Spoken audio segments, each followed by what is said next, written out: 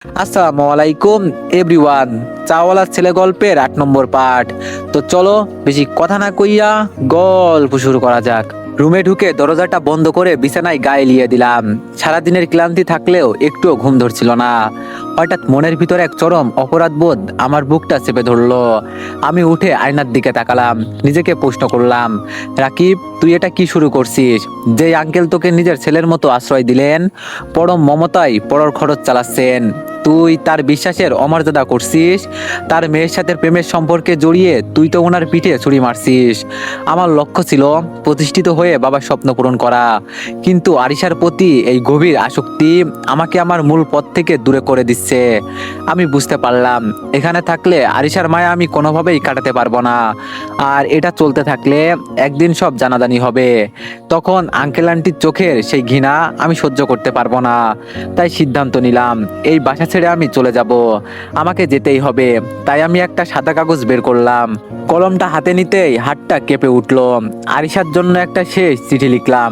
হয়তো এই চিঠিটা যখন তুমি পড়বে তখন আমি এই বাসায় থাকবো না, তোমার থেকে অনেকটা দূরে থাকবো। কিন্তু আমাকে ক্ষমা করে দিও আরিশা। এই কয়েকদিনে তুমি আমার ধূসর জীবনে যে রঙের ছোঁয়া দিয়েছো তা আমি সারা জীবন মনে রাখবো। তোমাকে আমিও অনেক ভালোবাসি। আর সেই ভালোবাসার টানেই আমি আজ নিজেকে সরিয়ে নিচ্ছি। আঙ্কেল আন্টি আমার উপর যে বিশ্বাস রেখেছেন আমি কোনোভাবেই তার অবমাননা করতে পারছি না। তোমার পাশে থাকলে আমি নিজেকে সামলাতে পারছি না, যা আমাকে আমার পড়াশোনা আর লক্ষ্য থেকে দূরে সরিয়ে দিচ্ছে। আমাদের এই সম্পর্কের কথা জানলে আঙ্কেল যে কতটা কষ্ট পাবেন তা আমি সইতে পারবো না। নিজের খেয়াল রেখো, পড়াশোনায় মন দিও। ইতি তোমার রাকিব। চিঠিটা ভাঁজ করে কফির মগটার নিচে চাপা দিয়ে রাখলাম। এরপর বুক ভরা কষ্ট নিয়ে রাত 1:30টার দিকে আঙ্কেলের রুমের দরজায় টোকা দিলাম। আঙ্কেল একটু অবাক হয়ে দরজা খুলে দিলেন আর চিন্তিত মুখে বললেন, কি ব্যাপার রাকিব, এত রাতে? শরীর ঠিক আছে তো? আমি বললাম, জি আঙ্কেল, আমি ঠিক আছি। আসলে আপনার সাথে একটা জরুরি কথা ছিল। আঙ্কেল বলল, ভিতরে এসো। আমি বললাম, না, এখানেই ঠিক আছি। আঙ্কেল বলল, আচ্ছা ঠিক আছে, বলো কি বলবে। আমি বললাম, আঙ্কেল আমি আসলে সিদ্ধান্ত নিয়েছি আমি কাল থেকে ভার্সিটির হলে গিয়ে উঠবো। আঙ্কেল চমকে উঠে বলল, সে কি কথা? কেন? এখানে তোমার কি অসুবিধা হচ্ছে? আরিশা বা ওর মা কি কিছু বলেছে? আমি বললাম, না না আঙ্কেল, ওনারা তো অনেক ভালো মানুষ। আসলে সমস্যাটা আমার হলে থাকলে আমার বন্ধুদের সাথে গ্রুপ স্টাডি করতে সুবিধা হবে, আর ভার্সিটির লাইব্রেরিটাও হাতের কাছে পাবো। আমার সেমিস্টারের চাপ বাড়ছে, তাই এই সিদ্ধান্ত। আঙ্কেল বলল, কিন্তু এখানে তো আমরা তোমার কোনো অভাব রাখিনি। আমি বললাম, আঙ্কেল আপনি যা করেছেন তা আমি কখনো শোধ করতে পারবো না, কিন্তু নিজের পায়ে দাঁড়াতে হলে আমাকে একটু কঠোর হতে হবে। প্লিজ আঙ্কেল, আমাকে যেতে দিন। আঙ্কেল অনেকক্ষণ আমার চোখের দিকে তাকিয়ে রইলেন। হয়তো তিনি আমার ভিতরের অস্থিরতা কিছুটা হলেও আঁচ করতে পেরেছিলেন। তিনি দীর্ঘশ্বাস ফেলে ফোন বের করলেন। তক্ষুনি ভার্সিটির হল সুপারভাইজারকে কল করে আমার জন্য একটা সিটের ব্যবস্থা করে দিলেন। তারপর আমি বললাম, ধন্যবাদ আঙ্কেল। আঙ্কেল বলল, ঠিক আছে, এখন তুমি শান্তিতে ঘুমাতে যাও। আমি চলে আসতে লাগলাম। একটু পর পিছন ঘুরে আবার বললাম, আঙ্কেল আরেকটা অনুরোধ। আঙ্কেল বলল, বলো কি বলবে। আমি বললাম, আরিশা যেন এটা কাল সকালে না জানে। ও জানতে পারলে হয়তো আবেগপ্রবণ হয়ে আমাকে যেতে দেবে না। আমি যাওয়ার পরই ওকে ক্যাম্পাসে বুঝিয়ে বলবো। অনেক্স হচ্ছে সবচেয়ে বিশ্বস্ত বুকমেকার, যা পিএইচডি এবং সিরিয়া অ্যাপের অফিসিয়াল পার্টনার। আর আপনারা তো জানেন ইন্ডিয়ান প্রিমিয়ার লিগ শুরু হয়ে গিয়েছে। এটি হতে পারে সবচেয়ে বড় সুযোগ আপনার প্রিয় দলকে সমর্থন করার। এই অ্যাপসে আপনি cricket, football, tennis live match দেখতে এবং তাদের স্কোর ভবিষ্যৎবাণী করে সহজেই অর্থ উপার্জন করতে পারবেন। সেই সাথে বিএমডব্লিউ গাড়ি, আইফোন, ল্যাপটপ এবং আরও অনেক নগদ পুরস্কার জেতারও সুযোগ রয়েছে। এই অ্যাপটিতে আপনি crush crystal, under and over 21 ইত্যাদি গেম খেলে সহজেই আয় করতে পারবেন। আপনি বিকাশ, নগদ, রকেট, ব্যাংক, ক্রিপ্টো, পেপাল এবং অন্যান্য সহজ পদ্ধতির মাধ্যমে সহজেই আপনার জেতা টাকা তুলতে পারবেন। এখানে আপনি 24 ঘন্টা 7 দিন গ্রাহক সহায়তা পাবেন। তাই এখনই গুগলে অনেক সার্চ করে প্রথম ওয়েবসাইটে গিয়ে রেজিস্ট্রেশন করুন। আর হ্যাঁ, রেজিস্ট্রেশনের সময় আমার প্রোমো কোড VOTO7 ব্যবহার করে প্রথমবার ডিপোজিটে 20,000 টাকা পর্যন্ত পান। আঙ্কেল খানিকটা ইতস্তত হয়ে বললেন, আচ্ছা ঠিক আছে, তুমি যখন বলছো আমি ওকে বলবো না। আর তুমি একটু দাঁড়াও, আমি আসছি। বলেই আঙ্কেল রুমে চলে গেলেন। কিছুক্ষণ পর বের হয়ে আমার দিকে কিছু টাকা বাড়িয়ে দিয়ে বললেন, এই টাকাগুলো রাখো, তোমার কাজে আসবে। আর এগুলো শেষ হলে নির্দ্বিধায় আমাকে বলবে, আমি আবার দিব। আমি বললাম, আঙ্কেল আমার টাকা লাগবে না। আঙ্কেল চোখ বড় করে আমার দিকে তাকিয়ে বললেন, তোমায় নিতে বলছি না। আমি আর কিছু না বলে টাকাগুলো নিলাম। তারপর বললাম, তাহলে ঘুমাতে যাই আঙ্কেল। আঙ্কেল বলল, ঠিক আছে যাও। বলেই আমি আবার রুমে ফিরে আসলাম। এসেও আমার আর ঘুম এলো না। সারা রাত শুধু এপাশ ওপাশ করলাম। খুব ভোরে, যখন আকাশের অন্ধকার এখনো পুরোপুরি কাটেনি, আমি আমার ব্যাগটা গুছিয়ে নিলাম। আরিশার রুমের দরজার দিকে একবার তাকালাম। বুকের ভেতরটা হাহাকার করে উঠলো, কিন্তু আমি নিজেকে শক্ত রাখলাম। নিঃশব্দে বাসা থেকে বেরিয়ে আসলাম। রাস্তায় তখনও ভোরের আলো ফোটেনি। কুয়াশায় নির্জন রাস্তায় কোনো রিকশাও নেই। আমি ভারী ব্যাগটা কাঁধে নিয়েই হাঁটতে শুরু করলাম। প্রতিটি পদক্ষেপ যেন আমাকে আমার প্রিয় মানুষটার থেকে দূরে সরিয়ে দিচ্ছিল। প্রায় ঘন্টাখানেক হাঁটার পর আমি ভার্সিটির হলের সামনে পৌঁছালাম। গেট এখনো খোলেনি। আমি হলের বারান্দায় একা দাঁড়িয়ে রইলাম। হিমেল বাতাসে আমার শরীর কাঁপছিল, কিন্তু মনের ভেতরটা জ্বলছিল। কিছুক্ষণ পর হল সুপারভাইজার আসলেন। আঙ্কেলের রেফারেন্স থাকায় খুব সহজেই আমি একটা রুমের চাবি পেয়ে গেলাম। ছোট্ট একটা রুম, জানালার ধারে পুরনো একটা টেবিল। আমি ব্যাগটা নামিয়ে রাখলাম, ফ্রেশ হয়ে টেবিলে বই নিয়ে বসলাম। এইদিকে সকাল 8টার নাগাদ আরিশা ঘুম থেকে উঠলো। ফ্রেশ হয়ে অভ্যাস মতো হাসি মুখে আমার রুমের দরজায় টোকা দিল আর বলল, এই যে মিস্টার জিনিয়াস, অনেক ঘুম হলো, এবার উঠুন, আমার সাথে নাস্তা করতে হবে। কিন্তু ভিতর থেকে কোনো সারা শব্দ পেল না। না পেয়ে আরিশা দরজা ঠেললো। দরজাটা খোলাই ছিল। ভিতরে ঢুকে ও দেখলো রুমটা একদম খালি, বিছানাটা গোছানো, আলনা খালি। ওর বুকটা ধক করে উঠলো। টেবিলের উপর রাখা সেই কফির মগটার নিচে চিঠিটা দেখে ওর হাত কাঁপতে শুরু করলো। চিঠিটা নিয়েই আরিশা পড়া শুরু করে দিল। তারপর চিঠিটা পড়তে পড়তে আরিশার পৃথিবীটা যেন দুলে উঠলো। প্রতিটা শব্দ তার হৃদয়ে তীরের মতো বিচ্ছিল। চিঠিটা পড়া শেষ হতেই সে আর নিজেকে ধরে রাখতে পারলো না। চিঠিটা শক্ত করে মুঠোয় ধরে আরিশা পাগলের মতো ঘরে থেকে বেরিয়ে এলো। ড্রয়িং রুমের মাঝখানে দাঁড়িয়ে এসে আর্তনাদ করে বলে উঠলো, রাকিব, বলেই সে কান্না করতে লাগলো। তার বুক ফাটা চিৎকারে রান্নাঘর থেকে মা এবং শোবার ঘর থেকে বাবা হন্তদন্ত হয়ে ছুটে এলেন আর বললেন, কি হয়েছে আরিশা, তুই এইভাবে চিৎকার করছিস কেন? মা, কি হয়েছে বলবি তো? আরিশা অজরে কাঁদতে কাঁদতে বলল, মা, রাকিব চলে গেছে। ও আমাদের কাউকে কিছু না বলে এই বাসা ছেড়ে চিরকালের জন্য চলে গেছে। আরিশার মা স্তম্ভিত হয়ে গেলেন। তিনি অবিশ্বাসের দৃষ্টিতে আমার খালি ঘরের দিকে তাকালেন। তারপর বললেন, সে কি, ছেলেটা এভাবে কেন হুট করে চলে গেল? কাল রাতেও তো কত সুন্দর করে কথা বলল। কই, আমি তো কিছুই জানি না। আরিশা হঠাৎ খেয়াল করলো তার বাবা পাশে দাঁড়িয়ে থাকলেও একদম চুপচাপ। তিনি কোনো অবাক হওয়ার ভান করছেন না, বরং মাথা নিচু করে আছেন। আরিশার বুঝতে আর বাকি রইল না, এর পেছনে তার বাবার কোনো ভূমিকা আছে। আরিশা তার বাবার সামনে গিয়ে দাঁড়িয়ে বলল, বাবা, তুমি কেন চুপ করে আছো? তুমি কি জানতে রাকিব চলে যাচ্ছে? বলো বাবা, তুমি কি ওকে কিছু বলেছো? আঙ্কেল দীর্ঘশ্বাস ফেললেন। তিনি জানতেন এই সত্যটা লুকানো যাবে না। শান্ত স্বরে বললেন, হ্যাঁ মা, আমি জানতাম, কিন্তু আমি কিছুই বলিনি। ও কাল রাত 1:30টার দিকে আমার কাছে এসেছিল। ও নিজেই যেতে চেয়েছে। আরিশা রাগ করে চেঁচিয়ে বলে উঠলো, ও যেতে চেয়েছে আর তুমি ওকে যেতে দিলে? তুমি একবারও ভাবলে না ও কোথায় যাবে, কিভাবে থাকবে? তুমি ওকে আটকালে না কেন? আঙ্কেল বলল, অনেক আটকানোর চেষ্টা করেছি মা, কিন্তু ও বলছিল হলের পরিবেশ, ওর পড়াশোনা ভালো হবে, বন্ধুদের সাথে গ্রুপ স্টাডি করতে পারবে। আমি ওর ভবিষ্যতের কথা ভেবে বাধা দিইনি, এমনকি আমি নিজেই ওর হলের ব্যবস্থা করে দিয়েছি। আরিশা বলল, মিথ্যা কথা, সব মিথ্যা। ও পড়াশোনার জন্য যায়নি, তোমরা কেউ ওকে বোঝনি।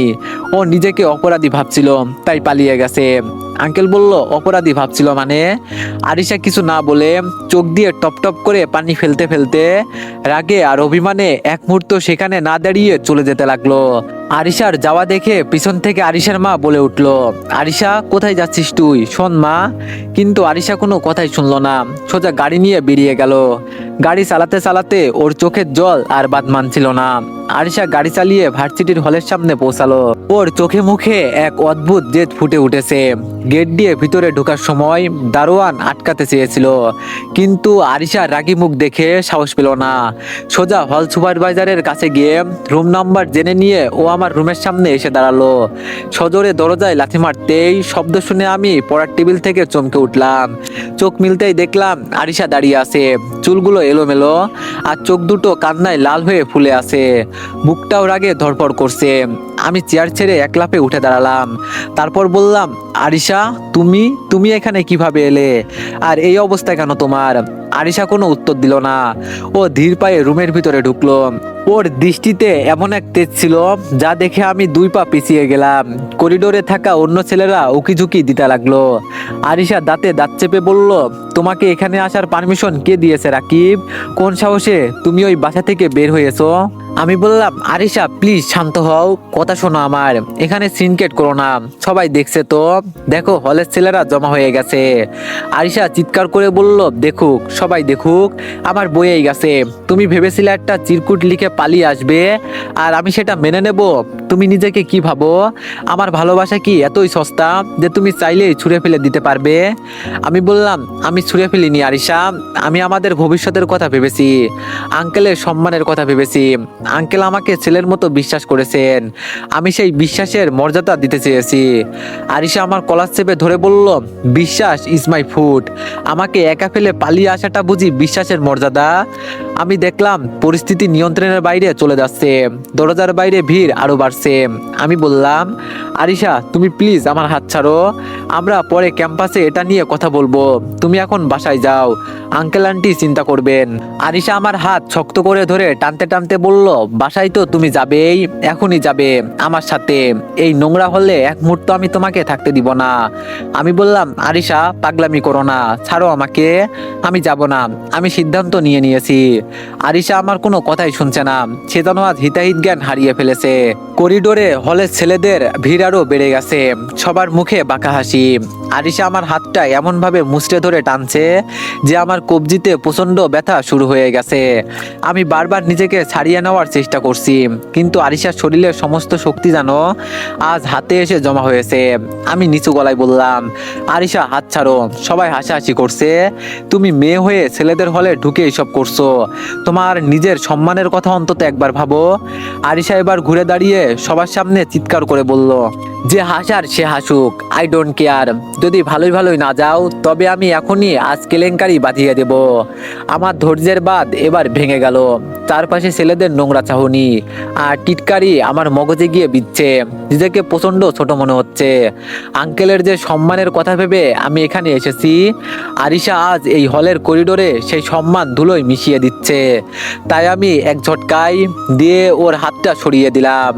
আরিশা সামলাতে না পেরে দেওয়ালের সাথে গিয়ে ধাক্কা খেলো। ও অবাক হয়ে আমার দিকে তাকাতে যাবে, তার আগেই আমি ওর ফর্সা গালে ঠাস ঠাস করে 2টা চড় বসিয়ে দিলাম। পুরো করিডোর মুহূর্তের মধ্যে নিস্তব্ধ হয়ে গেল।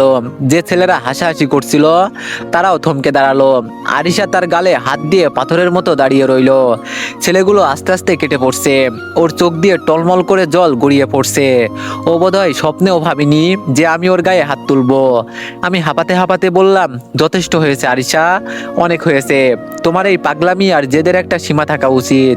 তুমি কি ভেবেছিলে তোমার সব অন্যায় আবদার আমি মাথা পেতে নেব? তুমি ভালোবাসা চেনো না আরিশা, তুমি শুধু জেদ চেনো। তোমার এই ব্যবহারের জন্য আজ আমাকে সবার সামনে লজ্জিত হতে হলো। আরিশা কোনো কথা বলছে না, শুধু কান্না করছে। ও লাল হয়ে যাওয়া গাল দুটো আর চাহনি দেখে আমার নিজের ভেতরটা দুমড়ে মুচড়ে যাচ্ছে, কিন্তু তবুও আমি শক্ত হয়ে দাঁড়িয়ে রইলাম। আমি আবার বললাম, আরিশা এখনই এখান থেকে বেরিয়ে যাও, তোমাকে দেখতে ইচ্ছা করছে না এখন। আরিশা তারপরও সেখানে দাঁড়িয়ে নাকা কান্না করছে।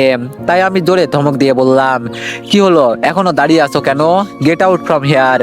আরিশা আমার কথায় চমকে উঠলো, তারপর এক দৌড়ে সিঁড়ি দিয়ে নিচে নেমে গেল। ওর কান্নার শব্দটা হলের সিঁড়ি বেয়ে উপরে উঠে আসছিল। ও চলে যাওয়ার পর আমি ধপাস করে হলের সিটে বসে পড়লাম। আমার হাত দুটো তখনও কাঁপছে। একটু পর নিজেরই খারাপ লাগতে শুরু করে দিল। মনে মনে ভাবলাম, ছি, এটা কি করলাম? আমি আরিশার গায়ে হাত তুললাম।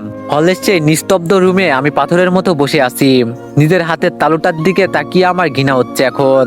এই হাত দিয়ে আমি আরিশাকে আঘাত করলাম, যে মেয়েটি কাল পর্যন্ত আমার বুকে মাথা রেখে নিশ্চিন্তে ঘুমানোর স্বপ্ন দেখছিল, যার হাসিতে আমার পৃথিবী রঙিন হতো, তার গালে আমি চড় বসালাম। অনুশোচনায় আমার ভেতরটা দুমড়ে মুচড়ে যাচ্ছে। মনে মনে ভাবলাম, ছি রাকিব, তুই নিজেকে মানুষ বলিস কি করে? আরিশার পাগলামি হয়তো ভুল ছিল, কিন্তু ওর ভালোবাসা তো মিথ্যা ছিল না। ও তো শুধু তোকে ফিরে পেতে চেয়েছিল। ঠিক করলাম ক্যাম্পাসে এলে সবার সামনেই ওর হাত ধরে ক্ষমা চেয়ে নেব, ওকে ভালো করে বুঝিয়ে বলবো কেন আমি চলে এসেছি। এই ভেবে কোনো মতে নিজেকে শান্ত করে পড়ার টেবিলে মন দেওয়ার চেষ্টা করলাম, কিন্তু বইয়ের প্রতিটি পাতায় কেবল আরিশার সেই অশ্রুসিক্ত লাল হয়ে যাওয়া মুখটা ভেসে উঠছিল। এই দিকে আরিশাদের বাসায় হল থেকে ফিরে আরিশা যেন একটা জীবন্ত লাশ হয়ে গেছে। গাড়িটা গ্যারেজে কোনো মতে রেখেই ও ঝড়ের বেগে নিজের রুমে ঢুকে দরজাটা ভিতর থেকে লক করে দিল। ওর মা বাবা অবাক হয়ে পিছু পিছু আসলেও কোনো লাভ হলো না। আন্টি দরজা ধাক্কা দিয়ে চিৎকার করে বলতে লাগলেন, আরিশা মা কি হয়েছে, রাকিব কিছু বলেছে তোকে, দরজা খোল মা। ভিতর থেকে কোনো উত্তর নেই, শুধু মাঝে মধ্যে চাপা কান্নার শব্দ ভেসে আসছে। আঙ্কেলও চিন্তিত মুখে দরজার সামনে এসে দাঁড়ালেন। আঙ্কেল বললেন, মা আরিশা, লক্ষ্মী মা আমার, দরজাটা খোল। রাকিব যদি কিছু বলে থাকে আমি ওকে কালই গিয়ে নিয়ে আসবো, তুই রাগ করিস না। কিন্তু আরিশার কানে কিছুই ঢুকছে না। ও বিছানায় উপর হয়ে পড়ে ফুপিয়ে ফুপিয়ে কাঁদছে। ওর গালে এখনো আমার আঙ্গুলের ছাপ স্পষ্ট হয়ে আছে, তবে গালের ব্যথার চেয়ে ওর হৃদয়ে রক্তক্ষরণ যেন অনেক বেশি। ও ভাবতেই পারছে না আমি ওর গালে চড় মেরেছি। রাতটা কোনো রকম পার করে পরের দিন সকালে আমি অনেক আশা নিয়ে কলেজে গেলাম। প্রতিটা ক্লাস শুরুর আগে দরজার দিকে তাকাচ্ছিলাম, এই বুঝি নীল শাড়ি বা সালোয়ার কামিজ পরে আরিশা গম্ভীর মুখে ক্লাসে ঢুকলো। কিন্তু পুরো দিন কেটে গেল, আরিশা এলো না। আমি চুপচাপ পিছনের বেঞ্চে বসে রইলাম, নিজেকে বোঝালাম হয়তো আজ খুব বেশি রাগ করে আছে, কাল নিশ্চয় আসবে। কিন্তু দ্বিতীয় দিনও একই অবস্থা, আরিশা কলেজে অনুপস্থিত। আমার অস্থিরতা এবার চরমে পৌঁছালো।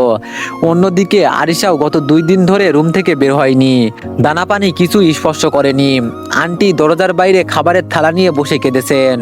আঙ্কেল মিনতি করেছেন, কিন্তু আরিশা পাথরের মতো অনড়। ওর সারা শরীর জ্বলে পুড়ে যাচ্ছে, কিন্তু সেই দিকে ওর কোনো খেয়াল নেই। মাঝরাতে ও টলতে টলতে টেবিলের কাছে গেল, ড্রয়ার থেকে আমার সেই চিঠিটা বের করলো। অশ্রুভেজা চোখে আবার পড়তে শুরু করলো, তোমাকে আমি অনেক ভালোবাসি, আর সেই ভালোবাসার টানেই আমি আজ নিজেকে সরিয়ে নিচ্ছি। চিঠিটা বুকের সাথে চেপে ধরে ও আবার কান্নায় ভেঙে পড়লো, বিড়বিড় করে বলতে লাগলো, না আমি আর এভাবে থাকতে পারবো না। সকালে আবার আঙ্কেল আন্টি দরজা ধাক্কা দিতে লাগলেন।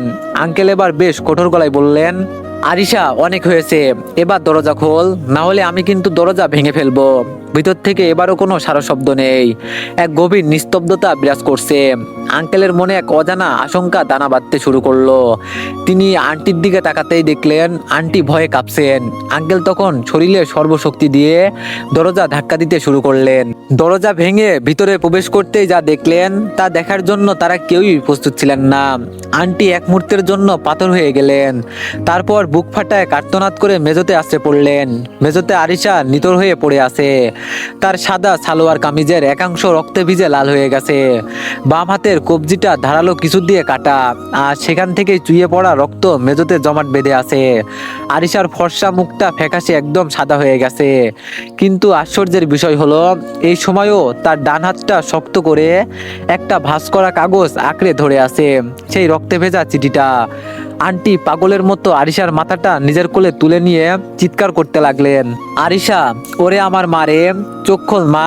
আরিশার আব্বু, ও কথা বলছে না কেন, তাড়াতাড়ি ডাক্তার ডাকো। আমার কলিজাটা যে শেষ হয়ে গেল। আঙ্কেলের হাত পা কাঁপছিল, কিন্তু তিনি নিজেকে কোনো মতে সামলে দ্রুত অ্যাম্বুলেন্সকে ফোন দিলেন। তারপর আরিশাকে কোলে করে তুলে নিচে নিয়ে যাওয়ার সময় তার নজর পড়ল আরিশার হাতে ধরা সেই রক্তাক্ত কাগজটার দিকে। তিনি সাবধানে আরিশার আঙ্গুলগুলো ছাড়িয়ে নিয়ে চিঠিটা পকেটে রাখলেন। হাসপাতালে নিয়ে যাওয়ার পুরোটা সময় আরিশার মা প্রলাপ বকছিলেন আর কাঁদছিলেন। অ্যাম্বুলেন্সের সাইরেন্সের শব্দ যেন আকাশের বুক চিরে দিচ্ছিল। আরিশাকে দ্রুত ইমার্জেন্সি ওটিতে নিয়ে যাওয়া হলো। ডাক্তাররা ব্যস্ত হয়ে পড়লেন তার রক্তক্ষরণ থামাতে। বাইরের করিডোরের একটা বেঞ্চে আঙ্কেল ধপ করে বসে পড়লেন, তার শরীর রক্তে ভিজে গেছে। কাপা কাপা হাতে পকেট থেকে সেই রক্তাক্ত চিঠিটা বের করলেন। চিঠিটার ভাঁজ খুলতেই রক্তের দাগ মাখা অক্ষরগুলো তার চোখের সামনে ভেসে উঠল, প্রিয় আরিশা, তোমার থেকে অনেকটা দূরে থাকবো, ক্ষমা করে দিও। আঙ্কেল আন্টি আমার উপর যে বিশ্বাস রেখেছেন আমি কোনোভাবেই তার অবমাননা করতে পারছি না। ভালোবাসি আরিশা, নিজেকে সরিয়ে নিচ্ছি। চিঠিটা পড়া শেষ হতে আঙ্কেলের চোখ দিয়ে জল গড়িয়ে পড়ল। তিনি বুঝতে পারলেন আমি কেন এই বাড়ি ছেড়েছি। সে তার বিশ্বাসের মর্যাদা দিতে গিয়েই নিজের ভালোবাসাকে কুরবানি দিয়েছে। আর তার মেয়ে সেই ভালোবাসার বিচ্ছেদ সইতে না পেরে নিজেকে শেষ করে দিতে চেয়েছে। এমন সময় ওটির দরজা খুলে ডাক্তার বেরিয়ে এলেন, তার চোখে মুখে চিন্তার ছাপ। আঙ্কেল দৌড়ে গিয়ে ডাক্তারের হাত ধরলেন। ডাক্তার সাহেব, আমার মেয়ে কি বাঁচবে? ডাক্তার দীর্ঘশ্বাস ফেলে বললেন, দেখেন পেশেন্ট প্রচুর রক্ত হারিয়েছে, অবস্থা বেশ ক্রিটিক্যাল, তবে আমরা আমাদের সাধ্যমতো চেষ্টা করছি।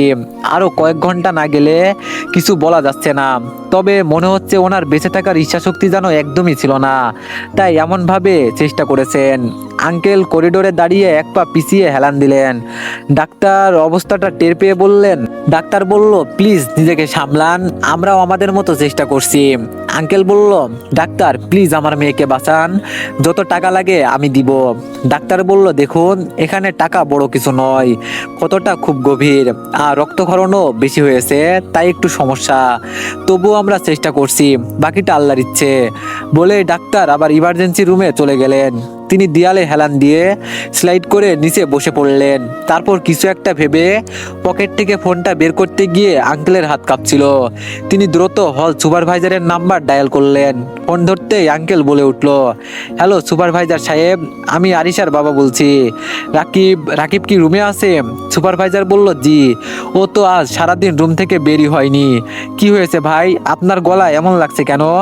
আঙ্কেল বলল, ওকে এখনই আমার কথা বলুন, বলুন যে আরিশা হাসপাতালে, ও যেন এখনই সিটি মেডিকেলে আসে, এক মুহূর্ত দেরি যেন না করে, দোহাই আপনার, ওকে তাড়াতাড়ি পাঠান।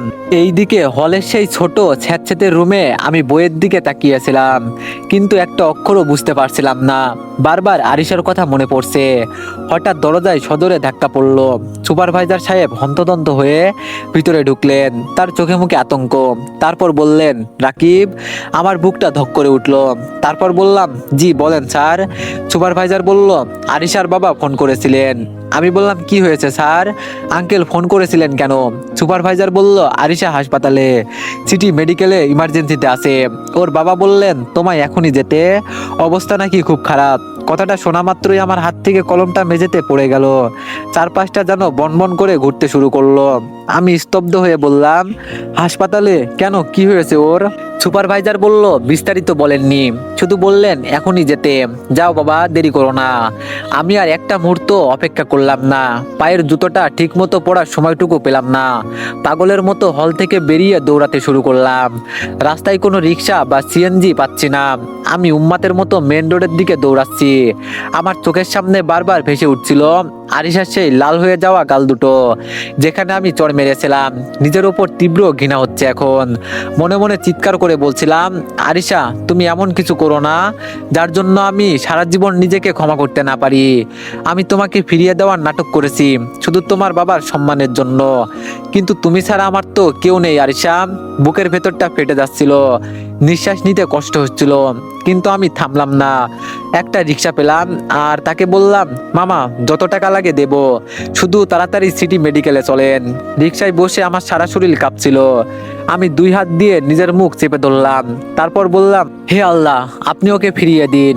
আমি ওর সব জেদ, সব পাগলামও মেনে নিব। ওই চাইলে আমি ওর সারা জীবন গোলাম হয়ে থাকবো। শুধু ওকে একবার চোখ মেলতে দিন।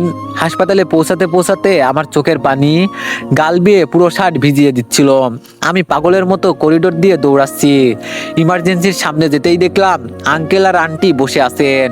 আন্টির শাড়ি রক্তে মাখা, আঙ্কেল মাথা নিচু করে কাঁদছেন। আমাকে দেখা মাত্রই আঙ্কেল উঠে দাঁড়ালেন। আমি তোতলাতে তোতলাতে বললাম, আঙ্কেল আরিশা ও কোথায়, কি হয়েছে ওর? আঙ্কেল কোনো কথা না বলে স্তব্ধ হয়ে আমার দিকে তাকিয়ে রইলেন। তারপর হঠাৎ, তো এভরিওয়ান, নেক্সট পার্টের জন্য সবাই একটু বেশি বেশি লাইক আর একটা করে কমেন্ট করে দিয়েন। ধন্যবাদ।